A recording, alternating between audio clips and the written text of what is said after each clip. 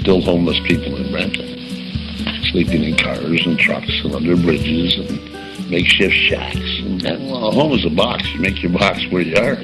Some people got bigger boxes than others, that's all. Based on your own experience, what does it mean to be homeless or impoverished? You have nothing. You have nothing. Like, you have a heartbeat and that's it. You have no shelter, no food, no family, no nothing. You're just alone. You're very solitude, alone. That's what I got out of it. It's not a nice feeling. Everybody's dream is to have a home, to call their own, to grow their family, for stability, for, foundation, tradition. There's many ways of defining homeless. Because a lot of people have jobs, but they sleep in their car. They'll be sleeping in a building when it's closed at night, parking lots. And they use the public washroom for hygiene purposes. Well, I learned of the rec center up in Heart Lake, right? You can go there for like $1, and you can use the shower every day for $1. Right? I just learned of that. But so for the last couple of weeks, though, no, I've been asking. I know this one other friend in Brampton, so I go to his house, have a shower, you know what I mean? Do some laundry. This truck is a 1999 model, so it's almost 20 years old, right? And as you can see, over time, people have used this truck for many different things, right? You know what I mean?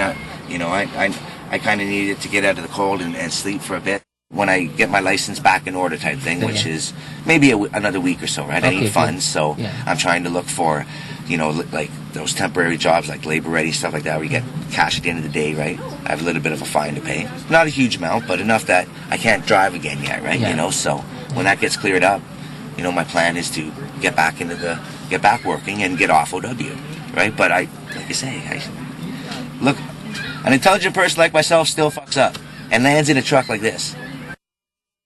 When you have no money, it's hard to get places. Like the bus just went up a couple weeks ago to $3 instead of $2.75, and it's harsh when you don't even have $2.75, or $2.50 or whatever it was. It's harsh,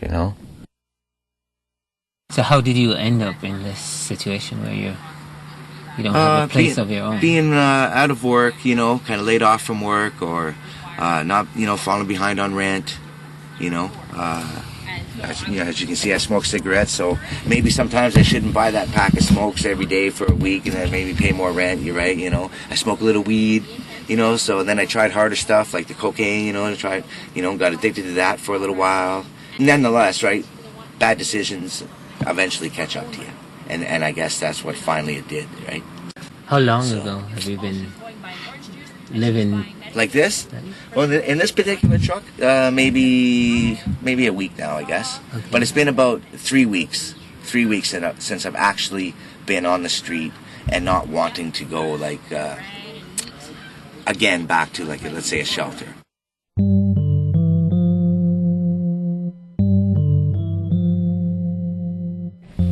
You don't sleep. You can't sleep there. There's much noise, children running up and down the hallway. You can't sleep there. You have people pounding on your door, on your walls, through the windows, especially if you're on the first floor. I had some chicks smoking crack in the bathroom there.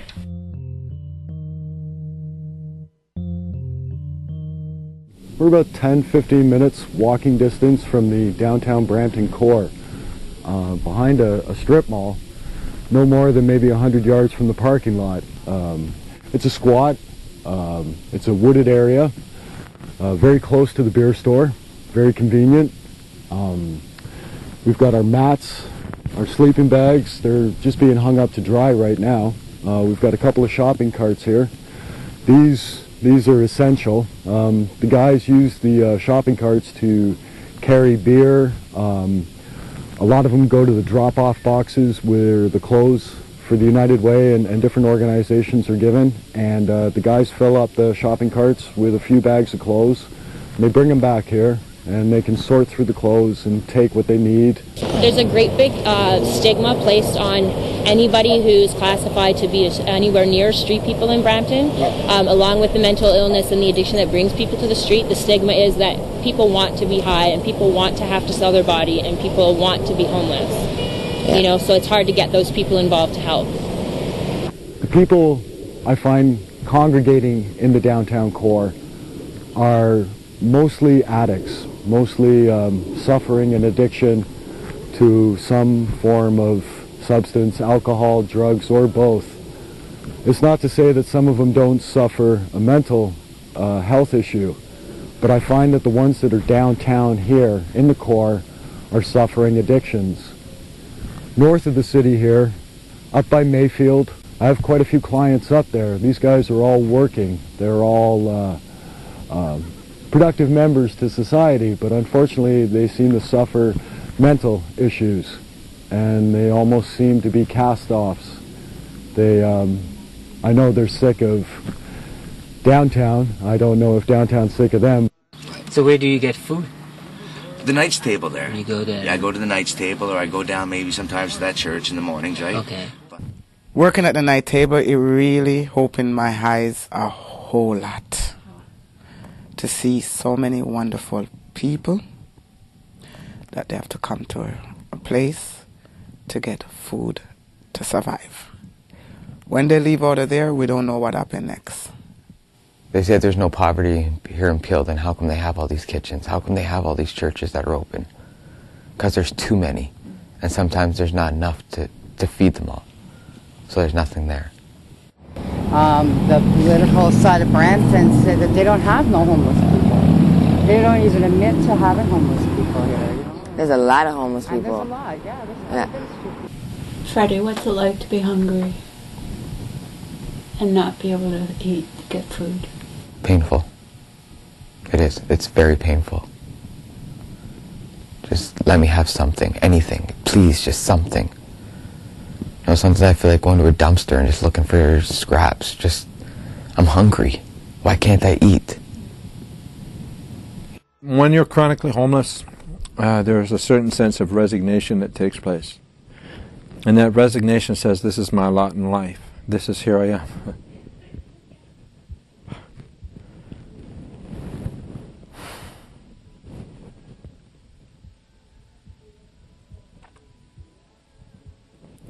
So, when you resign yourself to that, you give up, and you exist. And it's, where's my next meal? Where's my next bed? Who's got my back? Who's keeping six for me? Who do I know? Who do I owe?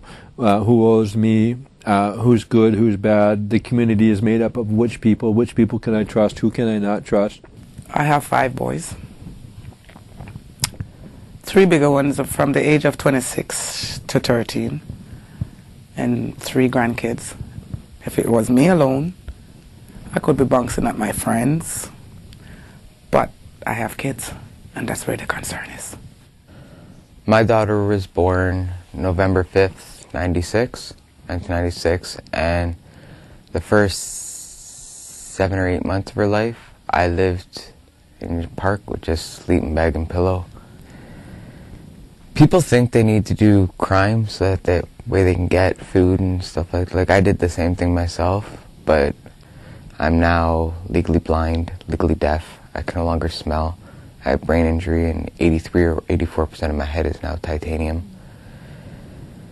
It's just try to escape, but it's hard sometimes when you escape but you don't know where you're going to. They assume that, okay, you have what you need, you have what you got. But they don't assume that you actually need things to wash your clothes or to eat. They just think, oh, you can make it by yourself. You put yourself in this position, so that's your own fault. Go get a job. Well, what if you're disabled? You can't get a job, and welfare won't help you because you're disabled. What are you supposed to do? I just turned 21 in November. I like my age. I feel much older. I have cops tell me thinking that I'm 35 years old. I'm like, no, I'm only 21. See, this is what's so evil about it, man. This is the way these guys think. You get some young little thing from the shelter. You get her on the pipe. That shit is evil, man. You lick that pipe for a day, you're hooked. No shit. You're done, right? I've seen these guys go and hustle 20 bucks. Okay? Go grab a 20 stone. Go to the girl. Break it in half. Put it on the pipe. Melt it. Let her hit it. And then look at her and say, you want the other one? Get out there. Go. Go. Make me 100 bucks. Evil, evil drug. When people say, do a couple of blasts and you're hooked, yes, you're hooked. Period. Just from one silly mistake. I'd say a good 90% of our street girls are infected with either Hep C or HIV. You know. I wish I never left my parents' house. I wish I would have been a good little girl. But I just thought I can be free and nothing would happen. But it doesn't happen that way.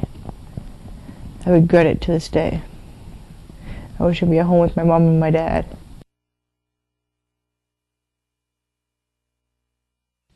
Hardest to be homeless at 3 o'clock in the morning when you're behind some bush or behind some garbage can or behind some shelter or in a stinky room with 70 people.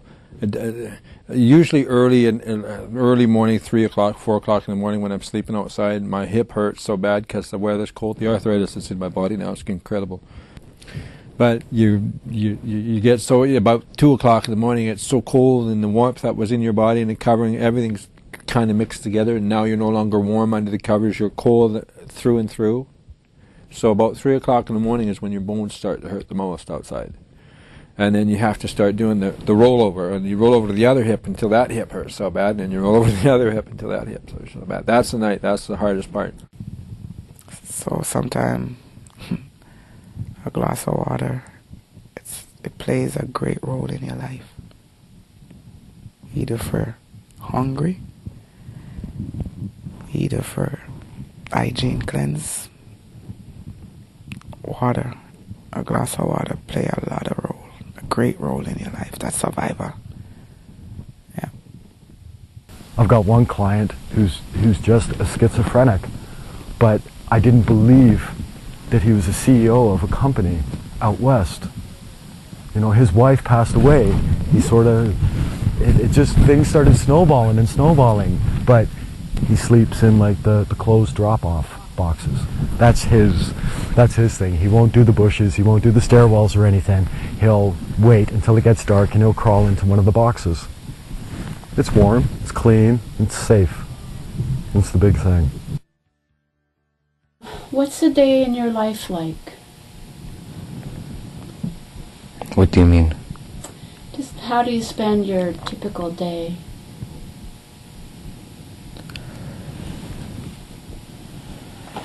Alone. Mm-hmm.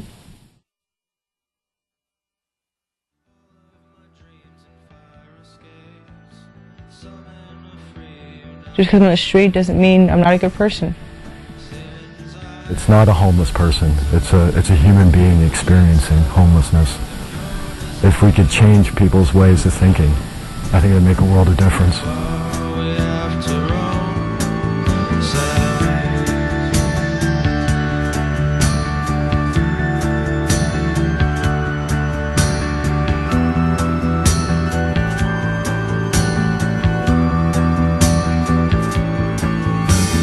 It's like I'm moving towards a space I'm not familiar with, that's okay.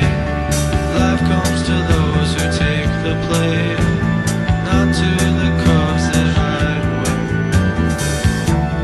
Raven's eyes burn into mine, make it so, they're pure designs. But who knows how far we have to roam. When you came back down, I wanted to believe you, but I just couldn't breathe through the fumes. If you want my tune and you want me to, you're far